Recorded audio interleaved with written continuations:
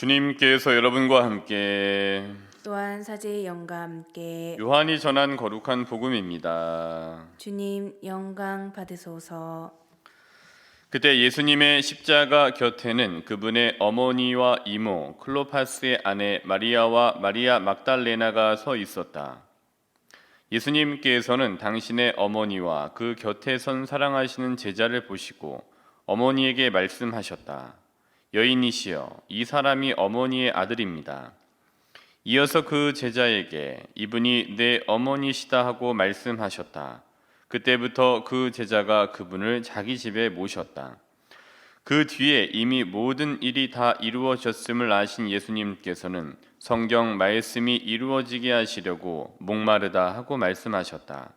거기에는 신 포도주가 가득 담긴 그릇이 놓여 있었다. 그래서 사람들이 신 포도주를 듬뿍 적신 해면을 우슬초 가지에 꽂아 예수님의 입에 갖다 대었다. 예수님께서는 신 포도주를 드신 다음에 말씀하셨다. 다 이루어졌다. 이어서 고개를 숙이시며 숨을 거두셨다. 그날은 준비일이었고 이튿날 안식일은 큰 축일이었으므로 유다인들은 안식일에 시신이 십자가에 매달려 있지 않게 하려고 십자가에 못 박힌 이들의 다리를 부러뜨리고 시신을 치우게 하라고 빌라도에게 요청하였다. 그리하여 군사들이 가서 예수님과 함께 십자가에 못 박힌 첫째 사람과 또 다른 사람의 다리를 부러뜨렸다. 예수님께 가서는 이미 숨지신 것을 보고 다리를 부러뜨리는 대신 군사 하나가 창으로 그분의 옆구리를 찔렀다. 그러자 곧 피와 물이 흘러나왔다. 주님의 말씀입니다. 그리스도님 찬미합니다.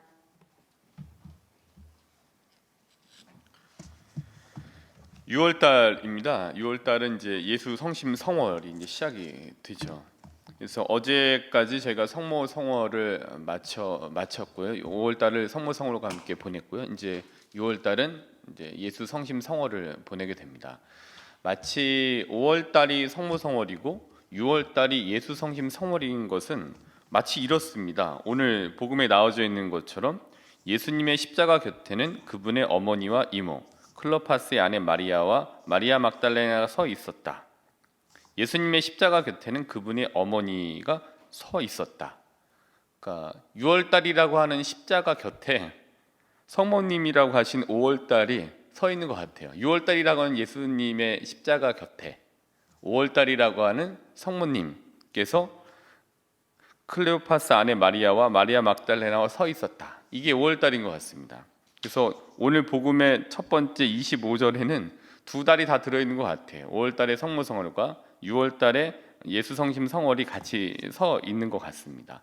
그만큼 성모님과 예수님과의 관계는 뗄 수 없는 관계이죠. 그리고 저희가 카나의 첫 기적 요한복음 2장을 보실 때에도 카나의 첫 기적 할 때 그 곁에 5월달 5월달 성모님의 성모성월이 있었던 것 같아요. 그리고 그 곁에 또 6월달 예수 성심께서 서 계신 것 같습니다. 이게 상징적으로 5월달과 6월달은 항상 붙어 다니는데 5월달은 성모님, 6월달은 예수 성심. 그럼 이제 5월달에 성모님과 6월달에 예수 성심은 항상 이렇게 붙어 다니시는 것 같아요. 그래서 저희가 성모님과 함께 성령을 통하 예수 그리스도를 통하 성모님과 함께 성령 안에서 예수 그리스도를 통하 하나님께 기도드리는 것 같아요. 이게 두 개는 항상 붙어 있는 것 같습니다. 저는 6월 예수 성심 성월하면 막 뜨거운 이런 것보다는 지치지 않는 은근한 성심이 예수 성심에 대한 우리의 자세가 되어야 된다고 봅니다. 뜨거운 것 좋습니다.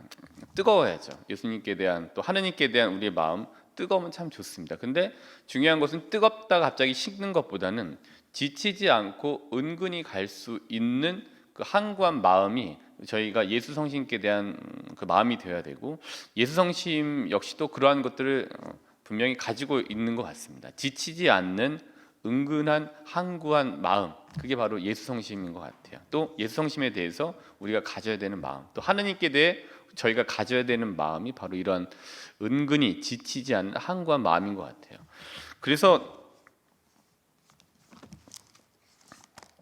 마르코복음을 이렇게 보시면은 마르코복음 6장 45절부터 52절에 별건 아닙니다만은 예수님께서 이제 제자들을 재촉하시어 배를 타고 건너편 베사이다로 먼저 가게 하시고 그동안에 당신께서는 군중을 돌려보내셨다. 그들과 작별하신 뒤에 예수님께서는 기도하시려고 산에 가셨다. 그러니까 그들과 작별하신 뒤에 예수님께서는 기도하시려고 산에 가셨다. 기도하시려고 산에 가셨다라는 부분. 저는 이 부분이 예수 성심께 대한 우리의 마음, 또 하느님께 대한 우리의 마음이어야 되는 것 같아요. 그리고 예수 성심께서 가지고 계셨던 그 하느님께 대한 마음이 작별하신 뒤에 그들과 군중들과 작별하신 뒤에 기도하시려고 산에 오르셨다라는 부분인 것 같습니다. 이런 얘기들 많이 이제 저도 들었었어요. 신부되고 나면은 이제 대축일 미사를 막 마치고 큰 행사를 치르고 신자들이 다 집에 돌아간 뒤에 굉장히 휑한 마음이 있다. 근데 전 이제 그 얘기 듣고 그럴 수도 있겠구나라고 했는데 전 개인적으로 그건 세뇌다 이렇게 생각합니다. 그렇지 않습니다. 다 가신 뒤에 혼자 성전에 앉아 있으면 홀가분하게 굉장히 뭔가 이렇게 더 좋아요. 예. 계실 때 무척 너무 좋죠. 근데 그 행사를 너무 잘 마치고 또 이러저러한 여러 가지 것들을 해야 될 것들을 잘 마치고 다 돌아가신 뒤에 텅 빈 성전에 혼자 앉아서 이러한 일련의 일들을 잘 마치게 해주신 하느님께 감사드릴 때 참 충만함이 있어요. 그래서 1년에 이제 누가 이렇게 이런 말을 시작했는지 모르겠습니다만은 이제 가끔 후배 신부님들 만나면은 절대 그 말을 세뇌당하지 마라. 그렇지 않다. 그렇지 않고 다 가신 뒤에 성전에서 감사기도를 드릴 때 더 좋다. 근데 거기에 세뇌당해서 혼자 앉아갖고서 마치 슬픔에 빠진 연인 어떤 작별을 한 연인처럼 앉아갖고서 괜히 그 말에 세뇌돼서 외로워하지 마라. 안 외롭다. 여기 앉아서 감사기도를 드려라. 은근히 지치지 않는 한구한 마음. 저희도 어떠한 큰 일들이 끝났을 때 집에서든 아니면 혼자 계실 수 있는 곳에서 다 마친 후에 혼자 앉으셔서 외로워하지 마시고 하느님께 충만한 마음으로 감사기도를 드리십시오. 그 자리 외로운 자리 아니에요.